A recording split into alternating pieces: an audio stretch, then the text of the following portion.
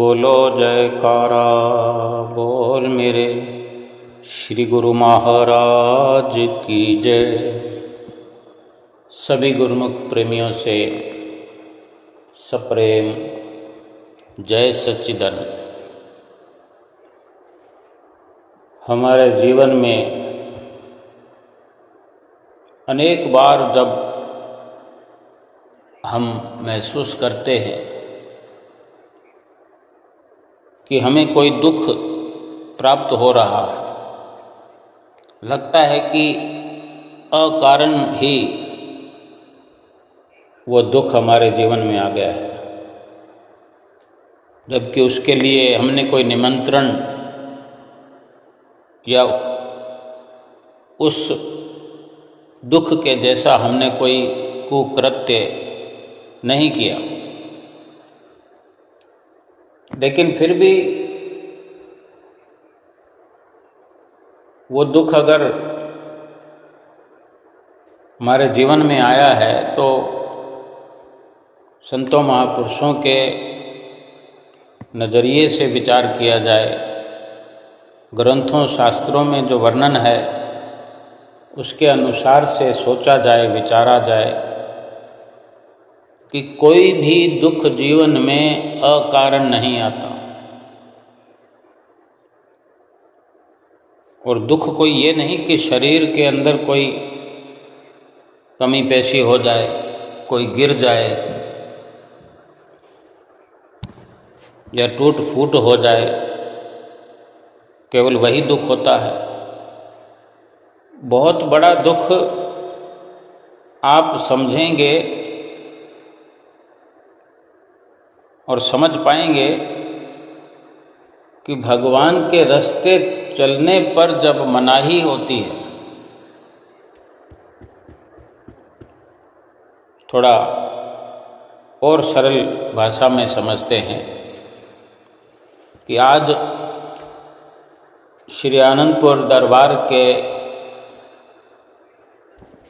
जितने भी गुरुमुख प्रेमी हैं, अपने जीवन में अनेक बार अनुभव किया होगा कि दर्शन करना चाहते हैं। ऐसे ऐसे गुरुमुख प्रेमी हैं कि वो महीनों के महीने रहकर सेवा करना चाहते हैं। ऐसी गुरुमुख माताएं बहनें हैं, उम्र से कोई ताल्लुक नहीं है। किसी का ख्याल अल्प आयु में भी सेवा करने का हो सकता है, यानी कोई 10 साल की उम्र में हो, बेटा हो बेटी हो, नाम ले लिया है, आरती पूजा घर में करते हैं, श्री आनंदपुर श्री प्रयाग धाम दर्शन करने जाते हैं। अब सबका मन, सबके विचार और सबका प्रारब्ध भी अलग अलग होता है। अपने अपने कर्मों के अनुसार इस जीवन का प्रारब्ध बना हुआ है। भाव कहने का है कि अगर 10 साल के किसी बच्चे का ये भाव होता है कि मैं गुरु महाराज जी के दर्शन भी करता रहूं, श्रीकार के दर्शन भी करता रहूं, सुबह शाम भी दर्शन करता रहूं, श्री गुरु महाराज जी की लीलाओं को देखता रहूं,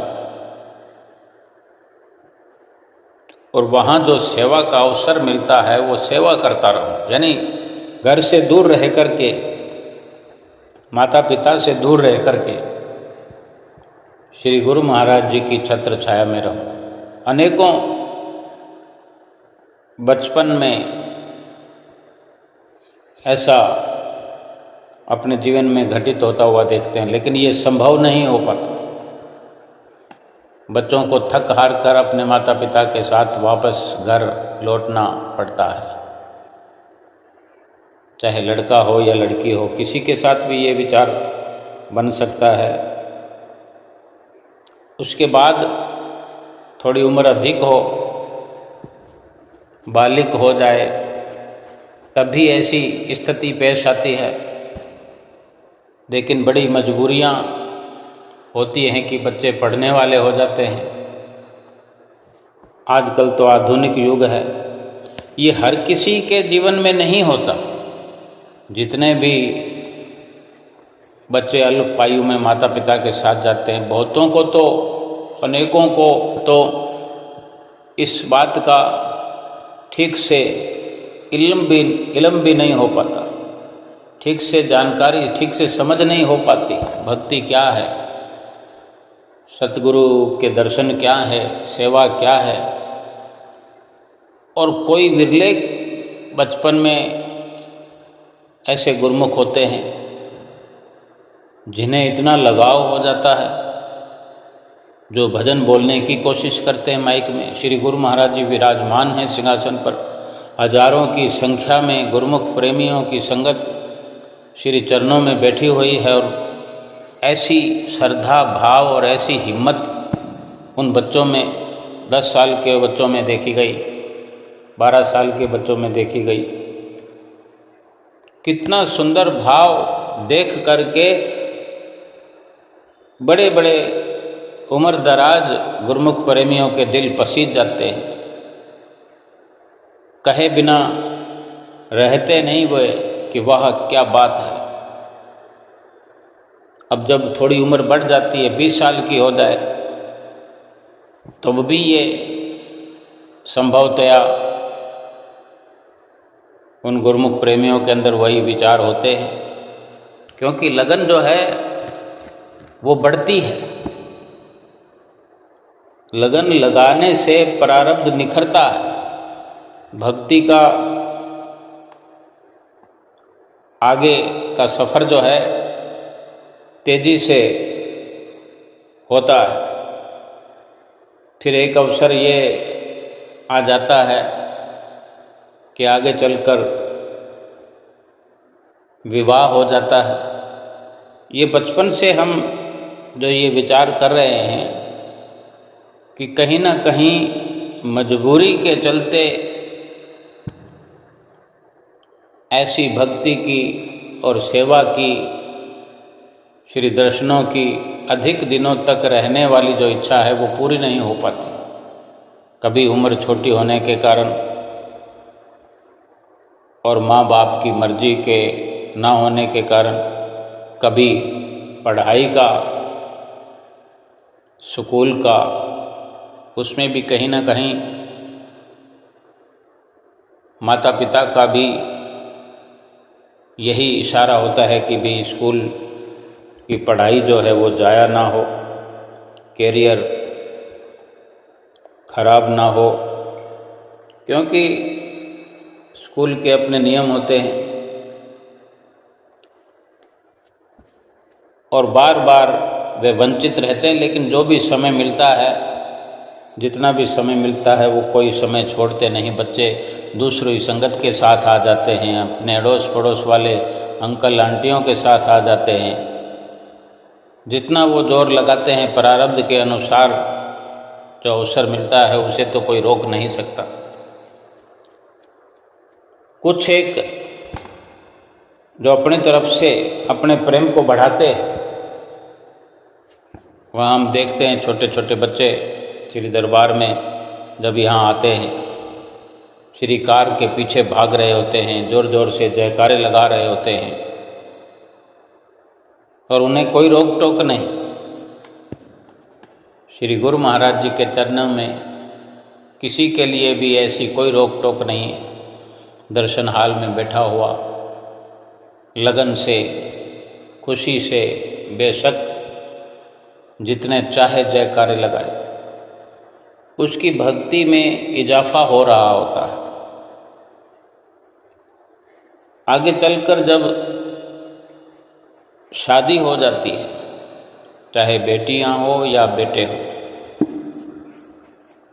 अब ये एक नव जीवन की शुरुआत हो जाती है संसार में। संसारिक जीवन में आगे बढ़ोतरी होती है, लेकिन जो वो प्रेम प्यार सतगुरु से है, भक्ति से है, दर्शनों से है, सेवा से है, वो कम नहीं हो रहा, बढ़ रहा है। लेकिन वो जो किसी न किसी कारण से वंचित रहना पड़ता है, वो क्रम जो है जारी रहता है। कोई भक्तानी है ऐसी जिनका दूर दराज में निवास है, श्री आनंदपुर या श्री प्रयाग धाम पहुंचने में बहुत समय लगता है। अब वो जाना चाहें तो अपने पति, अपने भगत जी के आदेश के बिना जा नहीं सकती, और भगत जी चाहते नहीं कि भक्तानी वहाँ बार बार जाए। अगर जाए तो 2-3 दिन में वापस आए। साथ में जाने वाले अनेक भगत लोग होते हैं, बेशक जल्दी आ जाते हैं, लेकिन कुछ ऐसे भी परिवार होते हैं कि भक्तानियाँ जाना चाहती हैं, रहना चाहती हैं। एक अवसर उनको कुदरत की तरफ से ऐसा मिलता है कि उनका ख्याल जो है अधिक से अधिक बढ़ता जाता है। गुरु चरणों में, सतगुरु चरणों में प्रीत जो है बढ़ती जाती है, संसार से वैराग होता जाता है। अब ये कुदरत की विडंबना कहें या अपना पिछले जन्मों का सतगुरु से अतुलनीय प्रेम कहें, ऐसी छटपटाहट अपने भीतर होती है कि वो बेटियां, वो भक्तानियां कहती हैं कि उड़ करके पहुंच जाऊं सतगुरु के चरणों में, सतगुरु के दरबार में, ढेर सारी सेवा में सतगुरु के चरणों में रह करके करूं, उनके खूब दर्शन करूं। लेकिन घर की मजबूरी है, वही मजबूरियां साथ में चल रही हैं। एक जो मर्यादा है घर गृहस्थी की संसारिक, उस मर्यादा के घेरे को तोड़ भी नहीं सकती, सतगुरु से प्रेम करना छोड़ भी नहीं सकती। ऐसे में जारो जार रोने के अलावा फिर कुछ बाकी नहीं रहता। अपने सतगुरु के प्रेम में आंसू बहाती हुई ऐसी बेटियां हर वक्त ये फरियाद करती हैं, पुकार करती हैं कि सतगुरु मुझे बुलाओ, मुझे अपने चरणों में बिठाओ। अब ऐसी वेदना ये एक अलग तरह का दुख है। बाकी संसार के दुख जो हैं, इस दुख के कारण वो सब मिटते चले जाते हैं भीतर ही भीतर। इस दुख के मिलने के कारण, ये दुख अगर हमें मिला हुआ है, प्रभु की याद में जो तड़फ बढ़ती हुई है, एक तरह की वेदना है, दुख है। लेकिन सोचो बाकी संसार के दुखों से तो ध्यान हटा हुआ है। संसार के दुखों से इसीलिए ध्यान हट गया है कि उसे अपने सतगुरु के प्रेम में तड़फना आ गया है। सतगुरु की याद में, उनके दर्शन दीदार की मस्ती में छटपटाना आ गया है। अब जो तड़फना होता है, छटपटाना होता है, वो तो एक दुखी होता है। किसी को बहुत बड़ी बीमारी हो जाती है, किसी का हाथ पांव टूट जाए, कैसे छटपटाते हैं। और कई तरह की तकलीफ़ें शरीर में हो जाती है। कहते हैं ना कि कोई बंदा पाने के लिए तड़प रहा था, कोई खाने के लिए तड़प रहा था, कोई दर्द से करहा रहा था, छटपटा रहा था। तो ये भगवान के प्रेम का दुख है कि मिल नहीं सक रहे हैं, दर्शन करने की लगन है लेकिन दर्शन करने पहुंच नहीं रहे हैं। तो ये भी कहीं ना कहीं इतना सुंदर नसीब होकर, इतना सुंदर प्रारब्ध होकर के सतगुरु की याद आठों पैर बनी हुई है। सतगुरु के दीदार के लिए एक तड़फ बनी हुई है और ये बढ़ती जा रही है। तो सोचो, मिलन नहीं हो रहा, ये जो दुख है ये भी कहीं ना कहीं तो हमारे कर्मों का ही है। पर पिछले कर्मों का, उस कर्मों के अनुसार ये प्रारब्ध मिला है। कभी हम अपने घर के लोगों को कोसते हैं ऐसे में कि वो जाने नहीं देता, वो जाने नहीं देती। केवल बेटियों के, भक्तानियों के जीवन में ही ऐसा नहीं है, बेटों के जीवन में यानी भक्तों के जीवन में भी ऐसा है। बचपन से देर होते होते ऐसा अवसर आता है कि ब्याह शादी होने के बाद वही मजबूरियां साथ बनी रहती हैं, रूप बदलता रहता है। शादी के बाद घर की जिम्मेदारियां, अपनी भक्तानी का, पत्नी का भरण पोषण, उसकी सुरक्षा मजबूर करती है कि घर से जा नहीं पाते। वही बात है कि अगर जाएंगे तो 2 दिन की छुट्टी मिलेगी, 3 दिन की, 4 दिन की छुट्टी मिलेगी, लेकिन उनका, भक्तों का मन करता है कि मैं रहूं, 2 महीने एक साथ रहूं, 6 महीने रहूं। उनकी भी वैसी है।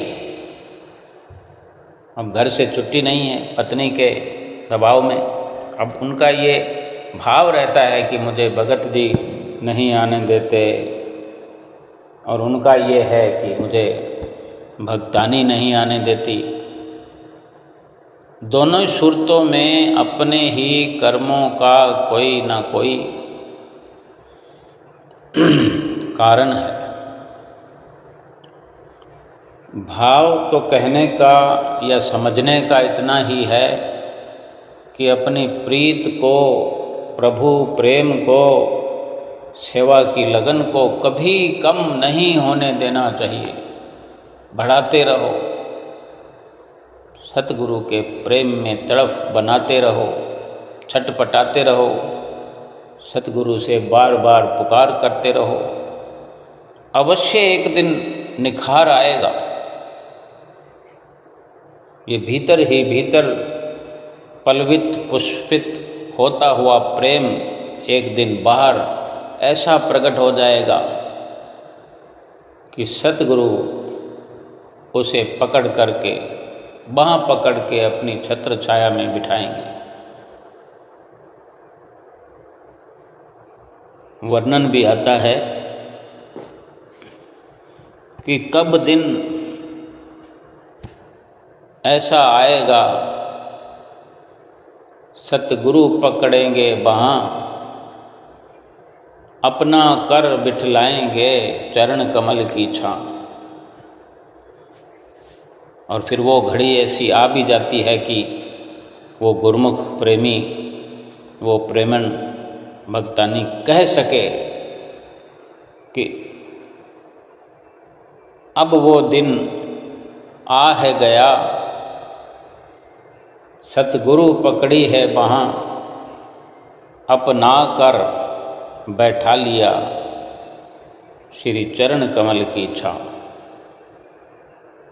ये दुख सतगुरु के विछोह का, सतगुरु के विछोड़े का एक अलग खास किस्म का दुख है। दुख तो कोई चाहता भी नहीं है,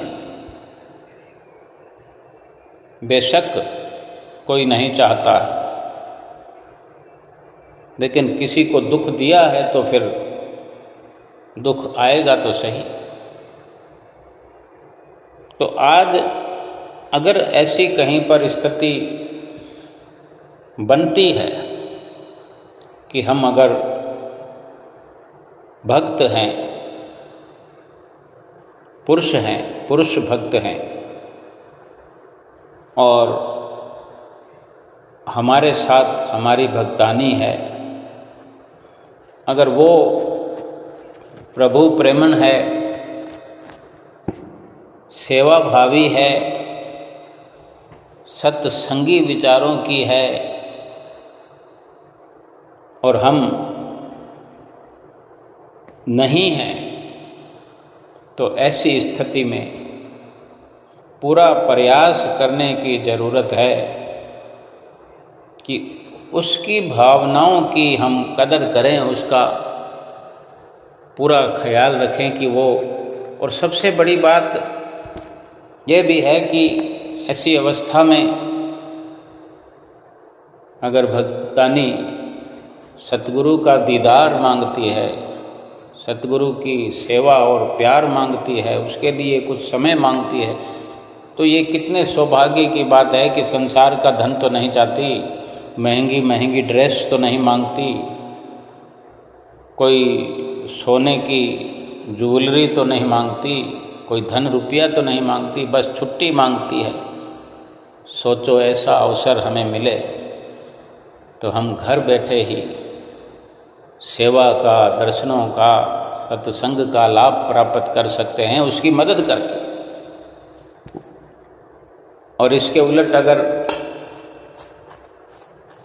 भक्त में ये लक्षण हो, प्रेमी में ये स्थिति हो, तो भक्तानी जी अगर नहीं इन विचारों से इत्तेफाक रखने वाली हैं, नहीं सेवा में दिलचस्पी रखने वाली हैं, तो उनके लिए भी ये कर्तव्य बन जाता है कि कम से कम अपने ही घर में ऐसा जीवन साथी जो उन्हें मिला है, प्रभु से प्रेम करने वाला, सेवा का भाव रखने वाला,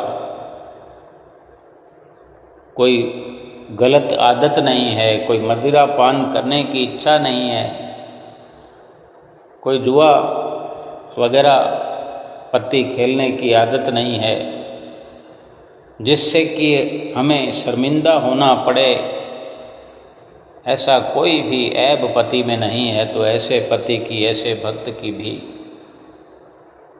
दिलो जान से सेवा करते हुए, यानी सेवा यही कि उन्हें अपने सेवा कार्य में लग कर सेवा करने में हमको मदद करनी चाहिए, हौसला बढ़ाना चाहिए, उन्हें छुट्टी देना चाहिए, कैसे भी करके प्रयास करके। और अधिक तो लाभ तब भी हो सकता है कि कम से कम अगर उसका साथ दे करके, साथ में जा कर के सतगुरु के दर्शन किए जाएं, सेवा में भाग लिया जाए, सतगुरु के आगे इकट्ठे उपस्थित होकर कहा जाए कि हम पति पत्नी हैं, तो सोचो उन सतगुरु की कितनी प्रसन्नता उतरती है कि वे देखते हैं कि संसार के रिश्तों में, शादी के बंधनों में बंधे हुए पति पत्नी यहाँ भक्त और भक्तानी का दर्जा भी एक साथ सतगुरु के चरणों में उपस्थित होकर के फक्र से कह रहे हैं कि हम एक साथ आए हैं। बेशक ये प्रारब्ध ही हो सकता है, लेकिन विचार करो कि पिछले जन्मों में भी कितना शुद्ध आचरण दोनों का रहा है, जो दोनों को इस जन्म में भक्ति में निखरने का एक संजोग बना है, एक दूसरे का साथ बना है। नहीं तो कम से कम अपनी ओर से इतनी छूट देना चाहिए ताकि हमारा जीवन साथी जो है भक्ति करके अपना तो उद्धार करे ही, परिवार के बाकी लोगों का भी उद्धार करने में सफल हो। ये बेशक दुख हो सकता है, क्योंकि जिनको आने की अनुमति नहीं मिलती, जो नहीं आ पाते। ऐसे ऐसे गुरुमुख प्रेमी भी हैं जो आर्थिक स्थिति में कमज़ोर हैं, ऐसे में भी मन महसूस कर रह जाते हैं। जब संगतें दर्शनों के लिए जाती है तो वो सब इच्छा कर रहे होते हैं कि काश मैं भी जा सकता, लेकिन मजबूरी है, मेरे पास आर्थिक स्थिति ठीक नहीं होने के कारण अंदर के अंदर ही अपने विचारों को भस्म करते हुए बैठे रह जाते हैं। और ऐसे ही भक्तानियों के साथ भी होता है। तो चाहे कोई भी कारण हो, दुख तो हो गया ना। और बाकी संसार के लोगों का क्या कहना है, जिन्हें सतगुरु की प्रीत का पता ही नहीं है, सेवा क्या है ये जानते भी नहीं हैं। उनको जो दुख आते हैं वो अलग तरह के होते हैं। वो केवल और केवल दुख भोगते रहने के अलावा कुछ नहीं कर सकते। भक्ति परमार्थ वाले, ये भगवान से प्रीत वाले जो दुख हैं, हर स्थिति में उद्धार करने वाले हैं, बेड़ा पार करने वाले हैं, भगवान के नज़दीक करने वाले हैं। तभी तो देख कर हम समझने की कोशिश करें कि हर स्थिति में बचपन से लेकर आगे तक 50 साल की उम्र होने चली है, 40 साल की उम्र होने चली है, घर में अनेक लोग हैं, रिश्तेदारियां हैं, अड़ोस पड़ोस में सबसे प्रेम भाव है, लेकिन उसका असली प्रेम जो है उसके अंदर हर वक्त जो तड़फ उठती है वो अपने इष्ट देव सतगुरु के लिए उठती है। भक्तिमती संत मीराबाई जी की तरह कितना धनाढ़ और भरा पूरा परिवार होते हुए भी एक ही उसकी वेदना, एक ही आवाज़ उसकी निकला करती थी अपने जुबान से, वेदना बन करके, मीठा दर्द बन करके कि मेरो तो गिरधर गोपाल दूसरो ना कोई।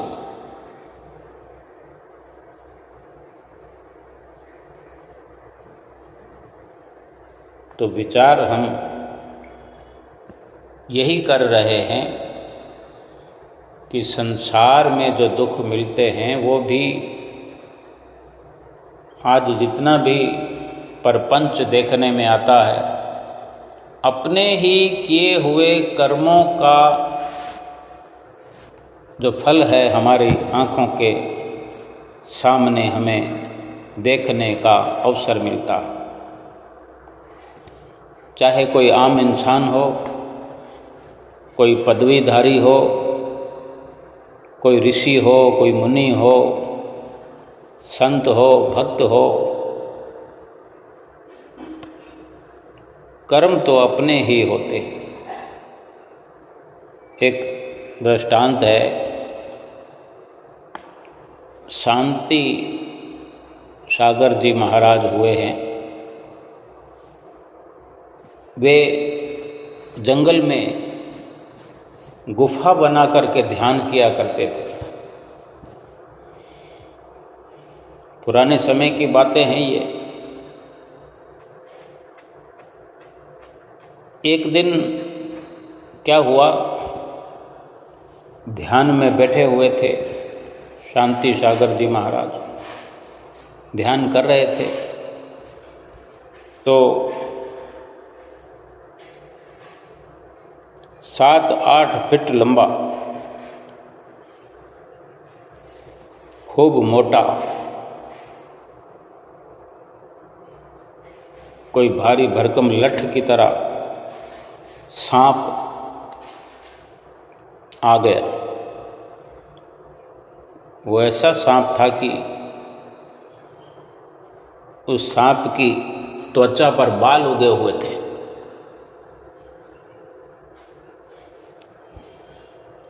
कितनी योनियाँ, एक योनि में कितनी क्वालिटियाँ हैं। सांप की योनि है तो उसमें कितनी प्रजातियाँ हैं, कितनी तरह के सांप हैं। किसी भी इंसान ने सारी योनियों को कभी देखा नहीं होगा, कभी देख नहीं पाएगा। कुदरत की रचना को इंसान देख समझ नहीं सकता, बल्कि कुदरत की रचना को, माया की इस रचना को देख करके उसमें उलझ जाता है, फंस जाता है। कोई विरले ऐसे गुरमुख आप जैसे होते हैं जो इस माया नगरी में इस कुदरत की रचना को समझने का प्रयास मात्र कर पाता है, जिसे सतगुरु की शरण मिलती है, जिसे सतगुरु से ज्ञान की आँख मिलती है, ज्ञान चक्षु मिलते हैं, दिव्य दृष्टि जिसको सतगुरु बख्शते हैं, वो कुछ मर्म जान पाता है। वो जो इतना लंबा 7-8 हाथ लंबा सांप जो था, जो वो आया तो वो महाराज जी के मुंह के सामने फण फैला करके खड़ा हो गया। अब उसका पूरा शरीर जमीन पर पड़ा, लेकिन जितनी ऊंचाई पर वो महाराज जी शांति सागर जी बैठे हुए हैं ध्यान में, वो आगे के हिस्से से उठ करके अपना फण उनके मुंह के सामने, तो फण फैलाए हुए खड़ा हुआ है। उसकी आँखें जो हैं तांबे के रंग जैसी थी, आँखों की पुतलियाँ। केवल दूर से आता हुआ देख लिया जाए तो ऐसे शरीर में कपकपी दौड़ जाती है, भागने लगते हैं। तो जो महाराज जी के वो शिष्य थे वो ये सब देख रहे थे, वो घबरा रहे थे।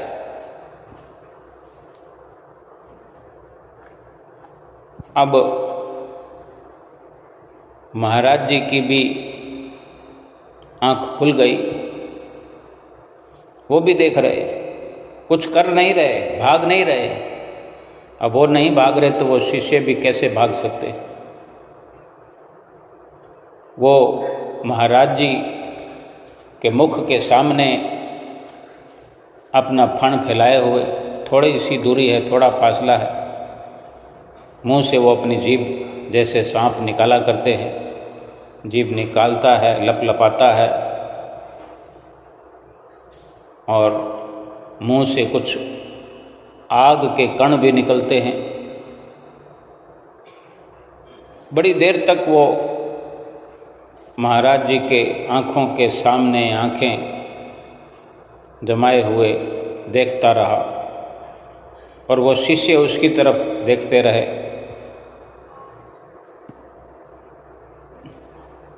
तो शिष्य ने महाराज जी से पूछा कि ऐसी स्थिति में आपको घबराहट नहीं होती जब वो चला गया सांप?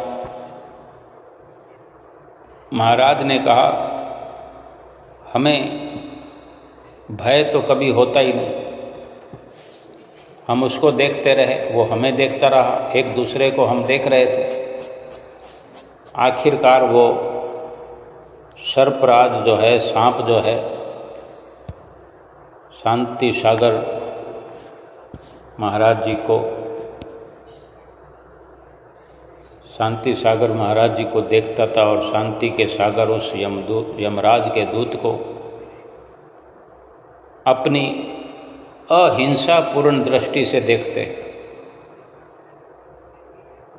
अब वो शांति सागर महाराज जी हैं, नाम से ध्यान करने वाले, भगवान का नाम लेने वाले, भक्ति करने वाले, वे अपनी अहिंसा भरी नज़रों से उसे देखते थे। यानी ये एक अमृत और जहर का मिलाप था, अमृत और विष की भेंट थी। अद्भुत ये नज़ारा था। तो महाराज जी के शिष्य कहते हैं कि मैंने पूछा, महाराज जब ये सब नज़ारा हो रहा था तो उस समय आप क्या सोच रहे थे? महाराज ने कहा, हमने क्या सोचना है, हमने तो यही सोचा था कि यदि हमने इस जीव का पिछले जन्मों में कुछ बिगाड़ किया है, इसको कुछ नुकसान पहुंचाया है जाने में अनजाने में, तभी ये हमें नुकसान पहुंचाएगा, नहीं तो यहाँ से चुपचाप चला जाएगा। और कोई हल्की माड़ी कोई बात है, छोटी मोटी कोई बात है, तो वो तो सूली का कांटा बन ही जाया करती है। जो प्रभु चाहेंगे। तो फिर महाराज का विचार जो है ये सत्य निकला। कुछ देर इस प्रकार ये अमृत और जहर का मेल होने के बाद वो सर्पराज उन महाराज को सौम्य और धैर्य की मूर्ति तथा शांति का सागर समझ करके अपना फण जो है नीचा करके जमीन पर रेंगते हुए पीछे की ओर, जैसे सांप चलता है पीछे की होते हुए, पीछे की ओर लहराते हुए धीरे धीरे गुफा के बाहर जा कर के न जाने कहाँ चला गया। यानी ये निश्चित हो जाता है कि कर्म ही विश्व के अंदर, इस संसार के अंदर हमें हर स्थिति में स्थित करते हैं। हमारा भाग्य और सौभाग्य जो भी है, जो भी फल आज दे रहा है, हमारे जीवन में जो भी उजागर हो रहा है, जो हमें महसूस हो रहा है, जो हम देख रहे हैं, जो दुख पा रहे हैं, उसको समझने का प्रयास यही करना है कि हमारे पूर्व के जो कर्म हमसे हो गए, चाहे जाने में या अनजाने में, वही हमारे सामने दृश्य बन करके आ रहे हैं और आएंगे, आते रहेंगे। अगले ही पल में जाने क्या होने वाला है। हम कितने अच्छे ख्यालों में बैठे होते हैं, भक्ति भाव में भी बैठे होते हैं, भगवान को याद कर रहे होते हैं। अक्सर तो ऐसी स्थिति वाले गुरुमुख प्रेमियों के जीवन में सदा बहारें आती हैं। उन संत जी के भजन करने वाले के, ध्यान करने वाले के सामने भी आकर के सांप जो है हिम्मत नहीं जुटा पाया। वरना ऐसे दृश्यों का तो हर कोई पहले से ही अंदाज़ा लगा लेता है। दूर से ही अगर कोई हमारी तरफ ऐसे सांप चला आए, कोई बिच्छू चला आए, हम रुक नहीं सकते, वहाँ भाग लेते। लेकिन इतनी समझ का होना, एक अपने अंदर भक्ति का समावेश नज़र आता है, अपने कर्मों पर और प्रभु के न्याय पर भरोसा नज़र आता है। अगर जितना बचाव हो सकता है हमारी भक्ति के कारण, हमारे क्रियमान कर्मों के कारण, जो हम इस वक्त अच्छे से अच्छा पल व्यतीत कर रहे हैं प्रभु के ध्यान में, सेवा में, गीता के ज्ञान में, जो प्रैक्टिकल कर रहे हैं, अपने आप को सेवा भावी बना रहे हैं, अपने आप को सत्संगी बना रहे हैं, अपने आप को दर्शनार्थी बना रहे हैं, अपने आप को प्रभु प्रेमी बना रहे हैं, भीतर ही भीतर प्रभु प्रेम बढ़ा रहे हैं, तो ये सारी की सारी फीलिंग जो है उस बदलाधारी जीव के अंदर पहुंचती है। ये भक्ति का प्रभाव उसके अंदर पहुंचता है, जो अपना बदला लेना त्याग करके उसकी कुदरती प्रेरणाओं से प्रेरित होकर कदम पीछे करता है। ये भक्ति का प्रभाव है। ये उच्च स्तर भक्ति का ही प्रभाव हो सकता है कि जो भगवत प्रेमी है, भगवान का अनन्य है, भगवान भी तो उसकी लाज रखते हैं तो सभी के सभी जो हैं दुनिया के प्राणी मात्र हैं, जीव जंतु हैं, सब के सब उसी परमात्मा के अंश हैं। परमात्मा जो चाहेंगे वही तो होगा। परमात्मा जो चाहे कर सकते हैं, लेकिन जब अवसर हम ही को दे दिया है करने कराने का, हमें जो नाम दे दिया है, एक प्रकार से हमें अवसर दे दिया है कि नाम जपो, नाम सिमरो, हमें हर्ता कर्ता बना दिया है। अगर हम नाम छोड़ करके, भक्ति छोड़ करके, सत्संग दर्शन ध्यान छोड़ करके संसार की कुरीतियों में पड़ करके संसार को अपनाएंगे, संसार से प्रेम बढ़ाएंगे, फिर उन कर्मों में जो पिछले जन्मों में हम करके आए हैं, कुछ पाप करके आए हैं, अनीतियाँ करके आए हैं, फिर उनके कारण जो हमें दुख मिलने हैं उनकी कटौती नहीं होगी, दुख बढ़ बढ़ करके आएंगे। क्योंकि दुख गहरा हो करके आएगा। दुख अगर कट भी सकता है तो दुख बढ़ भी सकता है। सूली का कांटा बन सकता है तो कांटे की सूली भी बन सकती है।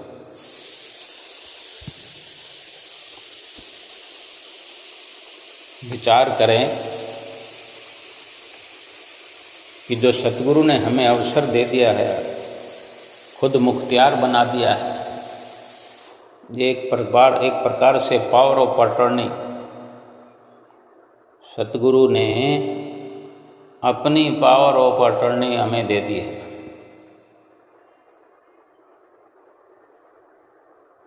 तो फिर हम क्या करेंगे? इसका सदुपयोग करेंगे या कि दुरुपयोग करेंगे? हम किस प्रकार की अपनी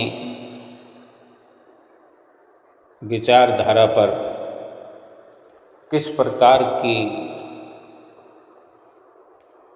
अपनी सोच पर विश्वास रखते हैं? सदुपयोग या दुरुपयोग? अगर तो हमारा जीवन सदुपयोगिता के रास्ते पर है, हमारा भाव सदुपयोगिता है, तो फिर हमें इस पावर ऑफ अटॉर्नी का सदुपयोग इसी प्रकार से करना है और करना चाहिए कि कोई भी कर्म हमसे इस जीवन में ऐसा ना हो जो मेरे सतगुरु को पसंद ना हो। और सतगुरु तो वही पसंद करते हैं जो हमसे यही करवाना चाहते हैं कि ऐसे सुयोग्य कर्म करें कि हमारे साथ किसी की बदले की भावना रहे ही नहीं, हमसे कोई ऐसा अनुचित कर्म ही ना हो कि, बल्कि ऐसा नहीं कि ऐसा अनुचित कर्म हो जिसे अगले जन्मों में फिर भोगना पड़े, बल्कि वो तो यही चाहते हैं कि अगला जन्म ही ना मिले। सतगुरु की प्रसन्नता तो इसी में है। और ये बिल्कुल संभव है कि वे चाहते हैं कि अगला जन्म ही ना हो, ना मनुष्य का, ना 84 लाख योनियों का। अगर हम चाहें तो संभव अगर है तो इसको हम पूरा संभवतया निश्चित रूप से यकीन में बदल सकते हैं कि हमें तो जन्म चाहिए ही नहीं। तो पूरा अगर हम प्रयास करेंगे इस नाम का सुमरन करने में, सत्संग करने में, दर्शन करने में, पांचों नियमों की पालना करने में, हर वक्त अगर संलग्न रहेंगे, दिल से, लगन से, मन से, वचन से, कर्म से, यही विचार हमारे अंदर रहेगा कि कोई भी ऐसा अनुचित कार्य ना हो जाए जो हमारे सतगुरु को पसंद ना हो, जो सतगुरु की प्रसन्नता ना उतरे, ऐसा कार्य हमसे ना हो जाए। फिर हमारा ये जीवन सार्थक होगा, हमारा जीवन सफल होगा। और एक प्रकार से हमें जो खुद मुख्तियार बनाया है, यानी अपनी पावर ऑफ अटॉर्नी इस नाम को बख्श करके हमें दे दिए है प्रभु ने, हमें खुद मुख्तियार बना दिया है। इसका सीधा सीधा मतलब यही है कि वो हम में और स्वयं में कोई फर्क नहीं समझते, कोई फर्क रखना चाहते ही नहीं। नाम बख्श करके ये सिद्ध कर दिया उन्होंने कि जो हम हैं वही तुम हो।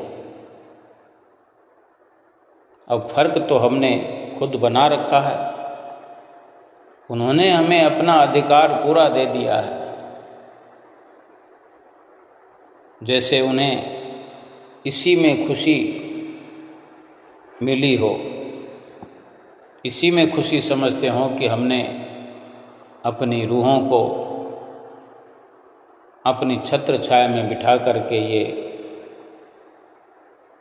नाम बख्श करके, वो यही चाहते हैं कि नाम को जप कर, नाम को सिमर कर, भजन कर कर के हम उसी परमात्मा की अंश तो हैं ही, बिछड़े हुए थे, फिर से हमें मिलाने का एक ये जतन सतगुरु ने कर दिया है। तो हम क्यों वंचित रहें? फिर सतगुरु ने जो हमें नाम की दीक्षा दे करके एक प्रकार से अपने सारे अधिकार दे दिए हैं, और सत्य ही तो है, यही सत्य है। अब फिर हम कहते हैं कि हमें किसी ने दुख दिया, हमें किसी ने धक्का दिया, किसी ने धोखा दिया। हमारे ही किए हुए कर्म हमारे सामने आते हैं और हम दूसरों पर लांछन लगाते हैं। आप ही जीव कर्म करे, आप ही ते फल भुगत, आप रहत आप ही रमत संसार में, आप ही ते होए मुकत। कि आप ही जीव कर्म करता है और आप ही भोगता है, आप ही संसार में उलझता है, फंसता है, और आप ही चाहे तो संसार से मुक्त होने वाला है।